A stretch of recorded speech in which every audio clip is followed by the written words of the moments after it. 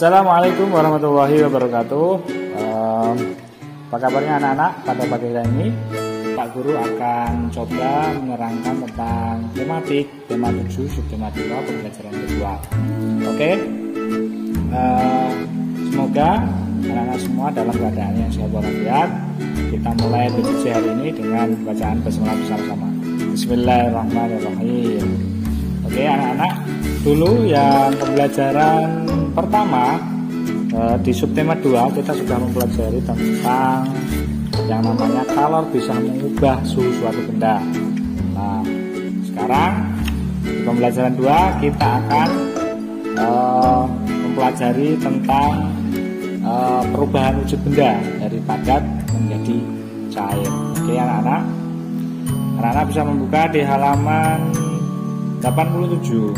Nah, di halaman 87 coba kita lihat dulu bacaannya di situ.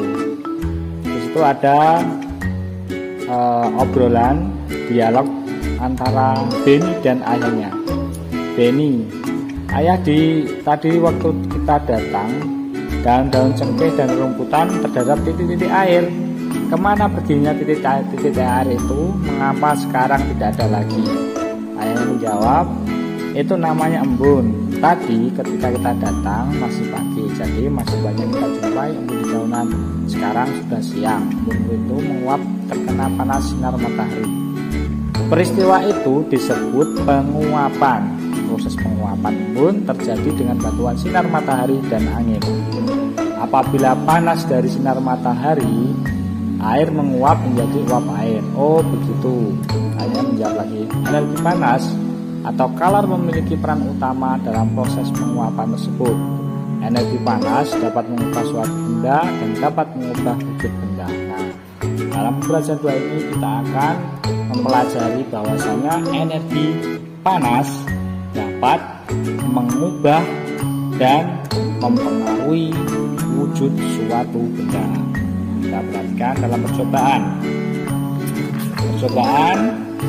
itu di halaman 88. Di situ disiapkan es batu ditaruh di atas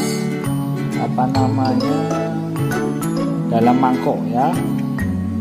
Kemudian es batu tersebut dijemur di bawah terik sinar matahari selama 5 menit. Dan yang terjadi adalah es itu mencair. Nah, kesimpulannya itu membuktikan bahwasanya adanya perubahan suhu pemanasan dan pendinginan dapat mengakibatkan perubahan wujud benda. Pada saat zat menerima atau melepaskan kalor, maka zat tersebut akan mengalami perubahan wujud. Benda dapat mengalami perubahan wujud, yaitu mencair karena adanya pemanasan. Nah, dari percobaan tersebut menunjukkan bahwa dengan adanya kalor sinar matahari, es batu tersebut menjadi mencair. Oke. Dalam kehidupan sehari-hari, contoh peristiwa mencair perubahan wujud karena kalor atau panas adalah sebagai berikut. Yang pertama adalah mentega dipanaskan akan menjadi cair. Kemudian logam dipanaskan pada suhu yang sangat tinggi, maka juga akan mencair. Kemudian ketika lilin dipanaskan juga akan mencair. Ya, kita lanjutkan ke pembahasan berikutnya. Coba anak-anak dibaca literasi, yaitu ayo membaca halaman 90. Nah, di situ peristiwa menjelang dan sesudah pembacaan teks proklamasi. Kalau di pembelajaran sebelumnya kita sudah membahas tentang kronologi proklamasi, kapan, dimana, siapa yang membacakan dan siapa yang mengetik dan lain-lain.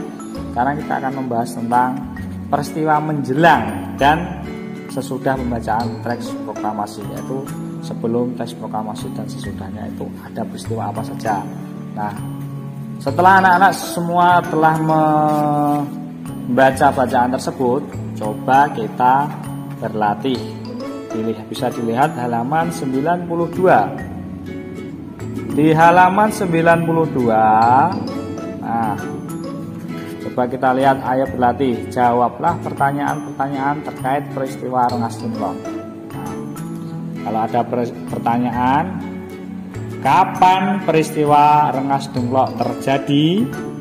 Nah, coba kita jawab. Berdasarkan bacaan tadi, bisa ditulis anak-anak di rumah. Peristiwanya terjadi tanggal 16 Agustus 1945. Jadi 1 hari sebelum proklamasi terjadi peristiwa Rengas Dengklok. Dan di sampingnya, siapakah yang diamankan pada peristiwa Rengas Dengklok? Yaitu beliau, Bung Hatta, Bung Karno, Ibu Fatmawati, dan Guntur Soekarno Putra selaku putra dari Bung Karno. Jadi ada Bung Hatta, Bung Karno, Ibu Fatmawati beserta anaknya yaitu Guntur. Kemudian kita lanjutkan, siapakah yang mempelopori peristiwa Rengas Dengklok? Ya, yaitu tokoh-tokoh pemuda. Nah, kita lanjutkan lagi. Apa yang terjadi di Rengas Dengklok? Yang terjadi adalah terjadi perbedaan pendapat antara golongan tua dengan golongan muda tentang kapan dilaksanakannya proklamasi. Kalau golongan muda ingin sesegera mungkin melaksanakan proklamasi, sedangkan golongan tua menunggu kondisi yang memungkinkan karena banyak tentara Jepang yang berjaga-jaga masa itu. Kemudian, apa tujuan peristiwa Rengas Dengklok?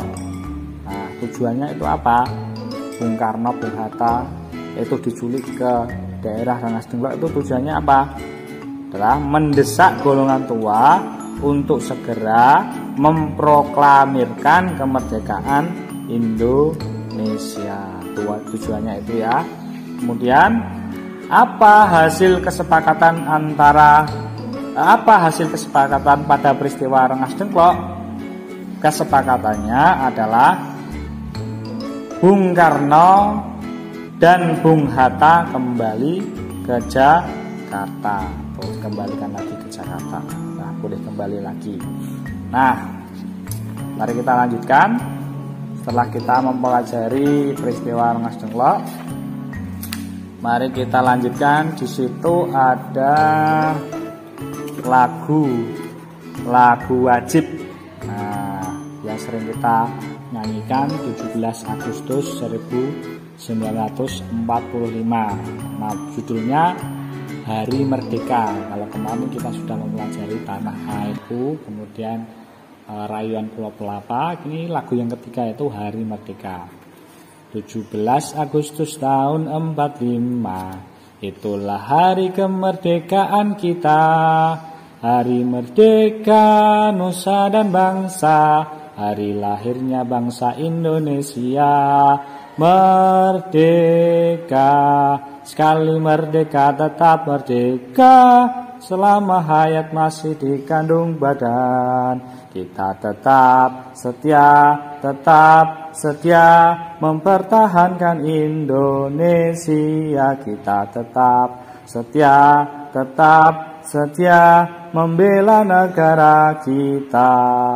Nah, seperti itu nanti bisa dilihat cara menyanyinya di YouTube atau di media sosial apapun bisa. Dan Hari Merdeka itu, lagu ini diciptakan oleh H. Muthohar. Nah, sekarang kita beralih ke sebelum berakhir ya, masih ingat kalian di pembelajaran SPDB yang lalu, yaitu macam-macam pola lantai. Di macam-macam pola lantai itu ada pola lantai melingkar, ada pola mentai vertikal, horizontal, dan lain-lain. Nah, di situ ada di gambar ini bentuk tari tunggal.